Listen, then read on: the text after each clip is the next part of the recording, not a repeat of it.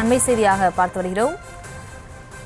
பெரியார் குறித்து சீமான் அநாகரிகமாக பேசியது தொடர்பாக திமுக தொடர்ந்து கண்டனத்தை தெரிவித்து வரக்கூடிய சூழலில் அதிமுக மற்றும் தாவேக எதுவும் தெரிவிக்கவில்லை என்ற குற்றச்சாட்டு முன்வைக்கப்படுகிறது. இது குறித்த கூடுதல் விவரங்களோடு இணைகிறார் செய்தியாளர் ராஜேஷ்.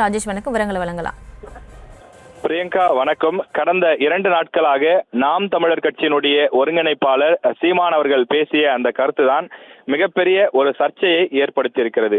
தந்தை பெரியாரை குறித்து அவர் பேசிய அந்த பேச்சுக்கள் எல்லாம் ஏறக்குறைய அனைத்து கட்சிகளும் அதற்கு கடுமையான எதிர்ப்புகளை தெரிவித்து வருகிறார்கள்.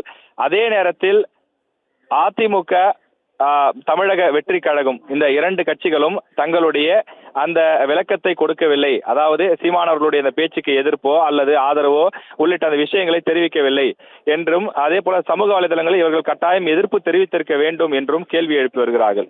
மற்ற கட்சிகள் இருக்கும்போது இந்த கட்சிகள் குறிப்பாக சொல்வதற்கான காரணம், இந்த 2 கட்சிகளுமே தந்தை பெரியாரை கொள்கை தலைவராக ஏற்றுக்கொண்டிருக்கிறார்கள். அதிமுகவினுடைய கொள்கை தலைவர்கள் சிலர் இருந்தாலும் அதில் முதன்மையானவராக தந்தை பெரியார் இருக்கின்றார். அதே போலத்தான் சமீபத்தில் கட்சி ஆரம்பிக்கப்பட்ட நடிகர் விஜயினுடைய தமிழக வெற்றி கழகமும் தங்களுடைய கொள்கை தலைவர்களாக 5 பேரை அறிவித்திருந்தாலும் கூட பிரதான தலைவராக தந்தை பெரியாரை பார்ப்பதாக அவர்கள் குறிப்பிடுகிறார்கள். குறிப்பாக கட்சியினுடைய தலைவர் விஜய் தந்தை பெரியாரினுடைய பிறந்த நாளுக்கு எழும்பூரில் இருக்கக்கூடிய பெரியார் திடலுக்கே சென்று அவரது அந்த உருவ சிலைக்கு மரியாதை செலுத்தியிருந்தார். அவரது நினைவு நாளின் போதும் கூட இதே போல நினைவஞ்சலி செலுத்தக்கூடிய நிகழ்ச்சிகளிலே அவர் ஈடுபட்டிருந்தார். இவ்வாறு இருக்கும்போது அவர்கள் கட்சியினுடைய ஒரு பிரதான கொள்கை தலைவரை விமர்சிக்கக்கூடிய வகையில் அவர் சொல்லாத ஒரு கருத்தை சொல்லியதாக கூறப்படும் நிலையில் அந்த கருத்து குறித்து சீமான் அவர்களுடைய பேச்சு குறித்து தங்களுடைய கண்டனத்தை பதிவு செய்யாதது ஏன் என சமூக வலைதளங்களில் பலரும் கேள்வி எழுப்புகிறார்கள். அதிமுக அண்ணாமலை அவர்கள் பெரியாரை பற்றி பேசும்போது எதிர்ப்பு தெரிவித்தார்கள். தற்போது சீமான் அவர்கள் பேசும்போது மட்டும் ஏன் மௌனமாக இருக்கிறார்கள் என்று கேள்வி எழுப்புகிறார்கள். அதே போல விஜயை பொறுத்தவரையில் எந்த நிகழ்வுகளாக இருந்தாலும் அது தொடர்பாக ஒரு அறிக்கை வெளியிடுவதையோ அல்லது ஒரு ட்வீட் செய்வதையோ வழக்கமாக வைத்திருக்கின்றார். வெளியில் வந்து பத்திரிகையாளர்களை சந்தித்து பேட்டி கொடுக்கவில்லை என்றாலும் பரவாயில்லை, ஒரு குறைந்தபட்ச கண்டனத்தையாவது பதிவு செய்திருக்க வேண்டாமா என்று இணையதளங்களில் பலரும் பதிவிடுவதை, கருத்துக்கள் எழுதி வருவதை பார்க்க முடிகின்றது.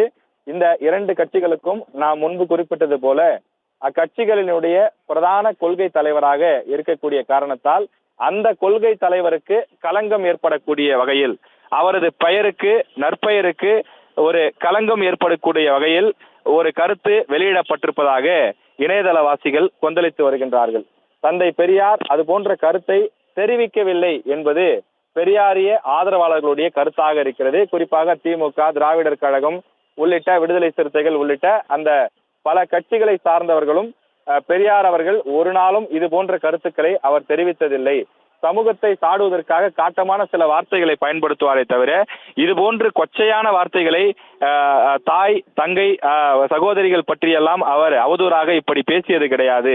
இது போன்று சொல்லாத ஒரு விஷயத்தை நாம் தமிழர் கட்சியினுடைய ஒருங்கிணைப்பாளர் சீமான் பேசி இருக்கின்றார் என அவரது பேச்சுக்கு கடுமையான கண்டனங்கள் தெரிவிப்பது மட்டுமில்லாமல் அவரது வீட்டை முற்றுகையிடுவது, தமிழ்நாட்டின் பல்வேறு காவல் நிலையங்களுக்கு சென்று அவர் மீது வழக்கு அதாவது புகார் கொடுப்பது, இது போன்ற விஷயங்களில் பல அமைப்பினரும் பல அரசியல் கட்சியினரும் ஈடுபட்டு வருகிறார்கள். அதில் 2 கட்சிகள் மட்டும் மௌனமாக இருப்பது இணையதளவாசிகள் மத்தியில் அதிர்ச்சியை ஏற்படுத்தி அவர்கள் தற்போது தங்களுடைய அதிருப்தியை கேள்விகளாக வெளிப்படுத்தி வருகிறார்கள். நீங்கள் உங்களுடைய கொள்கை தலைவராக தந்தை பெரியாரை ஏற்றுக்கொண்டிருக்கிறீர்கள், அந்த கொள்கை தலைவருக்கு ஒரு களங்கம் ஏற்பட்டிருக்கிறது. சீமான் அவர்களுடைய கருத்தை நீங்கள் ஏற்கிறீர்களா அல்லது எதிர்க்கிறீர்களா? ஏதாவது ஒன்றை பதிவு செய்ய வேண்டாமா? இது மிகப்பெரிய ஒரு விவாத பொருளாக மாறிக்கொண்டிருக்கிறது. ஏன் உங்களது முன்னாள் அமைச்சர்களோ அல்லது உங்கள் சமூக வலைதளத்திலோ நீங்கள் பதிவு செய்யவில்லை என்றும் கேள்வி எழுப்புகிறார்கள். அதே போலத்தான் விஜய் அவர்களுடைய கட்சியான தமிழக வெற்றி கழகத்தை நோக்கியும் இந்த கேள்வி கணைகள் தொடுக்கப்படுகிறது.